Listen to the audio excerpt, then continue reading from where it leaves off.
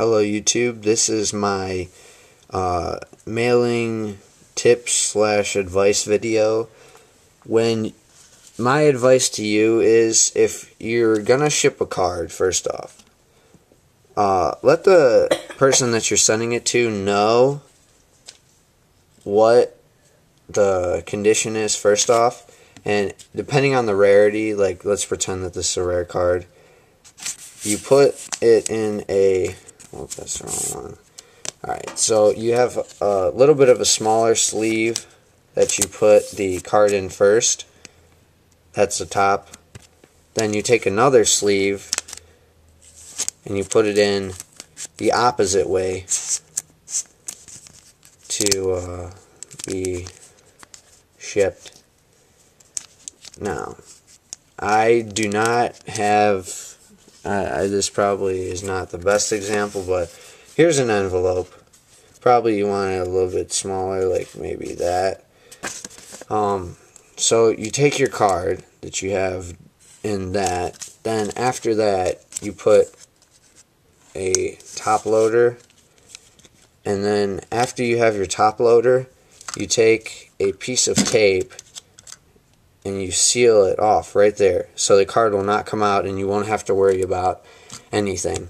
And then if you really want good protection, which I would prefer, take a piece of paper, put your card in it, wrap it, so when the mailers look, they can't be like, oh, I see a card in there, or oh, I see money in there, or whatever. And then tape it off all four edges to make sure that it's secured in here so they can't do it or whatever. So they think that it's just a letter, basically. So that's my first thing, and then put it obviously in the envelope, put the paper on it. I would prefer to use security lock envelopes too, so they can't see inside it.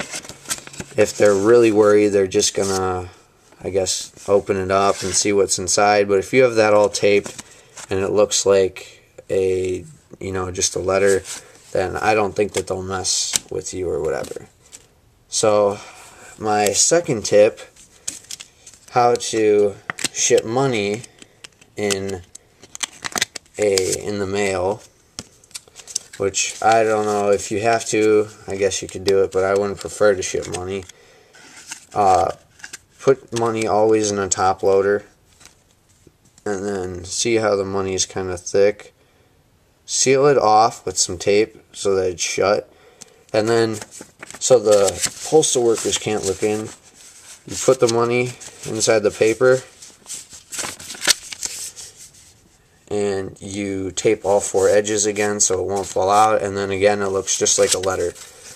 And I don't have this right now, but I know that you can do something where if you go and you have more, if you want to be more, I guess, reliable and safe when you're shipping, if you're the first time you're buying from someone, like I am recent, so the first time you're buying from me, there's a thing that you can do that it's a little like green sticker that they put on. It costs like $1, and if you're shipping money or cards or whatever, they can track this package and make sure if the person gets it and say that they don't send the card back or whatever, then you can get this package back with all the money that you sent, and then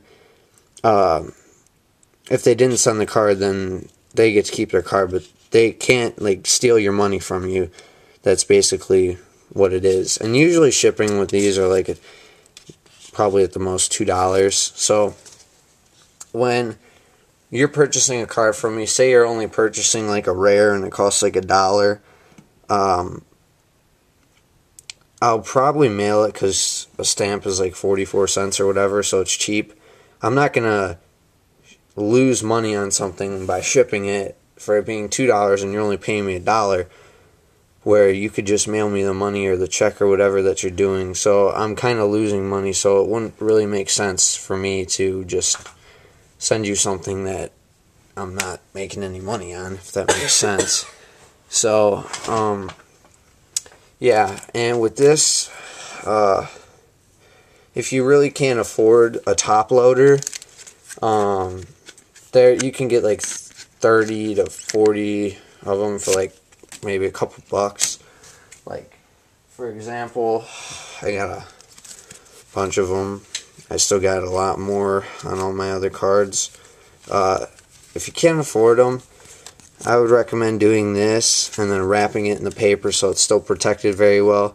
If you can't afford to double case something, then I would say do this and wrap it in the paper, but I don't think the person that you're selling it to would be very satisfied. So my advice is try and, I guess, buy some cases to put your cards in, but don't like ship something out with like just a card in it, because then it'll get bent and everything. So it will not be very good, and I know who you sold it to will not be satisfied and probably want their money back. So it's going to cost you more money to send it like that than you're making. So I would not do that. When you're shipping something, write your return address up here, so in case it's lost or whatever, then they know what to ship it to, and then write the person's address there, and then the stamp goes right there. If something's heavy, like you're shipping like 4 cards and it weighs a lot, just put 2 stamps there just to be safe, so they don't send it back to you. And then my other advice is, right here, write don't bend, or write fragile, so they handle it with care, which they will. And then if you want, I don't know if I'm going to write my Yugioh seller thing, I'll probably just abbreviate YGOSLLR. So the postal workers, if their kids like Yu-Gi-Oh cards, they don't open up the mail and gyp you out of receiving the card, which will not be good, and you'll probably hate me. So yeah, just for my good, I won't do this. So thanks for watching. I hope you I guess use my tips and keep them in mind. And again, please email me if you are interested in any cards. And thanks for watching, and see you soon.